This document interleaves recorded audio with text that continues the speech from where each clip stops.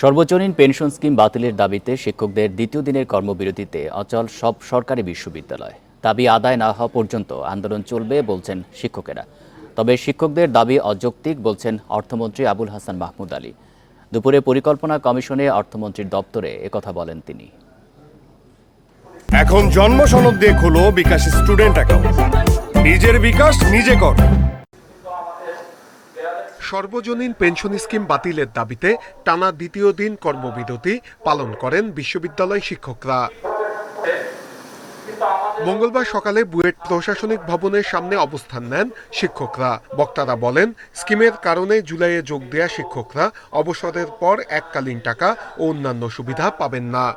ভবিষ্যৎ প্রজন্ম যারা এই শিক্ষকতা পেশায় আসবেন তারা কিন্তু তাদের সেই আর্থিক সুরক্ষা বলয়টা থাকবে না, এবং আমরা যেটা শঙ্কা করছি যে ভবিষ্যতে মেধাবী শিক্ষার্থীরা শিক্ষকতা পেশায় আসবেন না।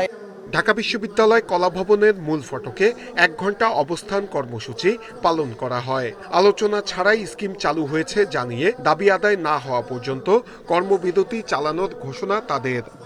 শিক্ষকরা বৈষম্যের যে বৃত্তাবান আপনারা তৈরি করছেন, বাতায়ন তৈরি করছেন, সেই বৈষম্যের বাতায়ন থেকে আমার প্রজন্মকে আমরা মুক্ত করবার চেষ্টা করছি।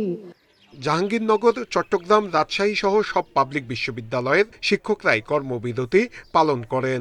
শিক্ষার্থীদের সেশন জটের শঙ্কা নেই জানিয়ে তারা বলছেন, দাবি আদায় হলে অতিরিক্ত ক্লাস নিয়ে ক্ষতি পুষিয়ে দেয়া হবে। হঠাৎ করে প্রত্যেক স্কিমের মধ্যে এনেই সরকারি কর্মকর্তাদের জন্য আগামী বছর করা হবে, এটাও তো খুব দুঃখজনক। আমরা মনে করি সার্বজনীন হলে সবার জন্য একই রকম সিস্টেম থাকা উচিত। এদিকে সর্বজনীন পেনশন স্কিম নিয়ে বিশ্ববিদ্যালয় শিক্ষকদের দাবি অযৌক্তিক বলে মন্তব্য করেছেন অর্থমন্ত্রী আবুল হাসান মাহমুদ আলী। না, আমার মনে হয় না। নূরে আলম, ইন্ডিপেন্ডেন্ট নিউজ, ঢাকা।